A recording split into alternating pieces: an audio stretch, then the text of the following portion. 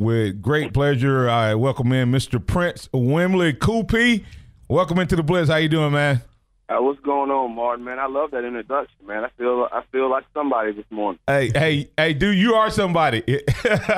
Hey, Prince and I go way back. Prince and I actually came on our visit the same weekend, and was able to do some pretty special things here at Alabama. But Prince, how did it make you feel? You were one of the captains this past weekend. All of our teammates came back. Man, what was just your thoughts when you saw so many guys make the effort to get back? Some guys didn't, but a lot of guys made it back, and we had that big celebration. What are just your thoughts on this past weekend as we celebrated 25 years?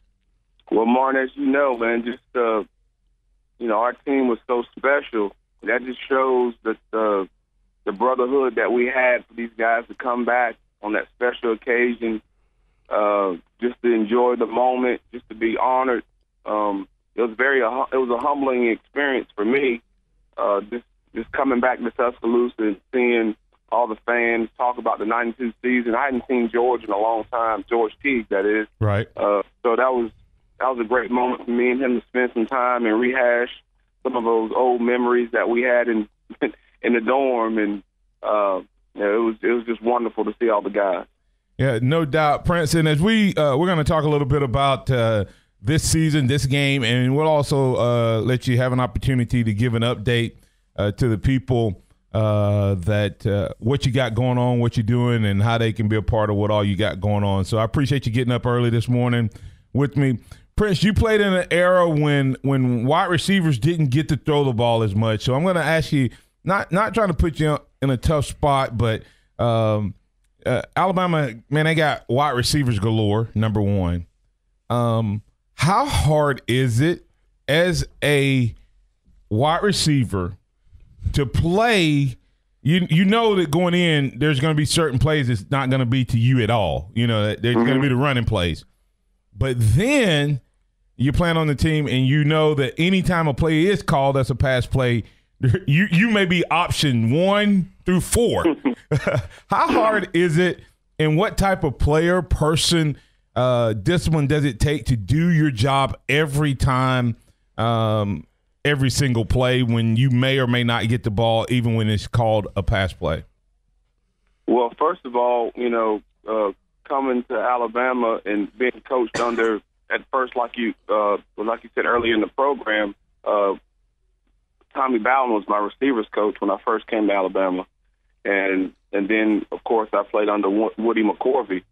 And the most important thing that they reiterate to us every game was to block. If you couldn't block as a receiver, you wasn't gonna get on the field. First and foremost, because like you were saying, we were a running team for the most part, and our assignment was to secure that outside defensive back. So when one of the running backs came around the corner, you was guaranteed to get about 10 yards. But also, you had to have the mind frame of when we call a passing route, your number may be called to catch the ball.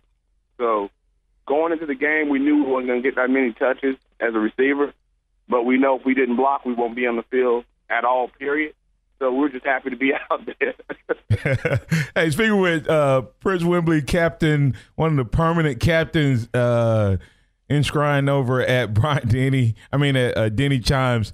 Hey, Prince, this is something I've talked about, not saying whether you've seen it or not, but Calvin Ridley has caught a ball in every single game of his career. But one of the things I've noticed, and it's getting worse to me, is when he doesn't get the ball, if he's open, or when he gets the ball and he doesn't get it where he's always able to run, he kind of gives some back talk, mumbles on his breath. How important – because you were a guy who – think about this. You were a guy who was on a running team, but yet you were one of the captains. So that says all that I need to say about your attitude and your approach to the game. But how do you feel a receiver, if he doesn't get it, whatever, when they show up their quarterback, what type of potential does that have to impact the team and the dynamics as a whole? Well, it kind of, if you're going out there with attitude, getting upset about not getting the ball. I mean, that kind of put a damper on your offense. I mean, the quarterback sees that, the coaches see that. They don't want to throw you the ball. If you have an attitude, if you're coming back to the sideline, having a tirade or what have you, that puts the offense in a bad position, especially if you supposedly be a leader on the offense. It just messes up the dynamic. Because if I was a quarterback, I wouldn't want to throw it to a receiver that's very hostile and combative when we're coming off the field. But with that said, last year I think Calvin Ridley did a great job of going down and just blocking and not being so combative last year. I think he just because he was so used to getting the ball his freshman year. Right. And then last year he kind of tapered off because he didn't get the ball as much. But I think he was the leader on the field last year. I think this year's a different situation. I think he's just trying to you ready for the league? He wants. Yeah, I didn't want to say that, but yes, I think he's trying to pad those numbers because I think he's got a great situation being a first-round draft pick, maybe the first receiver taken in the draft. Right. And he wants to get those numbers up a little bit. So I think this year is kind of a different situation. He wants to be the leader out of the clubhouse, as you would say in baseball, going into the NFL draft with those numbers. Yeah, and Prince, I don't think it comes from a bad heart. Like, you have some guys that are just, bad guys. I don't think that about Calvin. I think Calvin, as you said, he's intense. He wants to do a good job. It's just sometimes the approach. Hey, this week is the 100th edition of the third Saturday in October, Alabama versus Tennessee. You would think that Alabama has just blown this series away with the fact that Coach Bryant won 11 in a row. Coach Saban has won 10 in a row, about to win 11, and we were part of like a decade of undefeated. I think we won 8 out of 9 in that stretch and had one tie. When you think about this Tennessee rivalry, even though you've had those stretches, where does this game rank in terms of just the intensity or the hatred or venom, whatever you want to call it, that you have, Prince, when you think about Tennessee? Well, Martin, we all know who's the number one rivalry in the state. Of course, it's the Auburn Tigers, but Tennessee is a close second. Whenever the third week in October comes, you better strap it up because those awards are coming to play, and we got to hear Rocky Top all week in practice. That was the worst part for me. That was the worst part for me, having to hear Rocky Top all week. I know, man. It's just it's still in my head now. I woke up third week in October. It's like an alarm clock went off. Rocky Top was, waking me up this morning. But this rivalry is a close second to Auburn. I mean, third week in October speaks for itself. Played a lot of close games. No matter what the records are, it's going to be a real physical, typical SEC football game this weekend. Yeah, this is one of those games that typically you can throw out the record, so it's going to be interesting to see if Tennessee comes in with any fight. Prince, you have a kind of unique perspective that's different than a lot of the guys who played during our era, but much like the guys who are playing today, where you didn't grow up in the state, you didn't grow up in Alabama, but you are endeared to Alabama. You love the Capstone. How hard or difficult, or what was the challenge for you? Because I think Saban has it on a great challenge now to get these guys to buy into that crimson jersey versus just getting to the league. Well, first of all, Alabama has a rich tradition. When you leave the Capstone, you want to leave with a legacy. So I think these guys, when they come in, they don't really know. Really, all the deep, rich history that's in Tuscaloosa. But once they get here and start doing some research and start looking at some of the past guys coming back, telling stories, and the fans, they want to leave with their own legacy. So I think Coach Saban is doing a wonderful job in recruiting. He's recruiting guys that with a certain standard, and I think they all want to lead with their own tradition. All right, Prince, I think you remember Xavier. He's up in here in the studio with me this morning, and he had a question for you. What's up, Prince? How you doing? Doing good, man. So I've heard a lot of stories from my dad and everything, but it's not too often I get to ask one of his old teammates what he was like playing with at Alabama. Well, Martin was the ultimate competitor. He was one of those guys. I consider Martin a coach on the field. He always knew his assignment. He was an easy person to talk to if he had any problems. He was a great mentor to a lot of the guys. Any question that I may have as a freshman and as even as a senior, it was easy to go to Martin and talk to him about any kind of problems. He is what you would call a total teammate, brother, friend, all bottled up in one. And your dad was an excellent teammate. Hey, Prince, I'll pay you and Xavier both offline, man.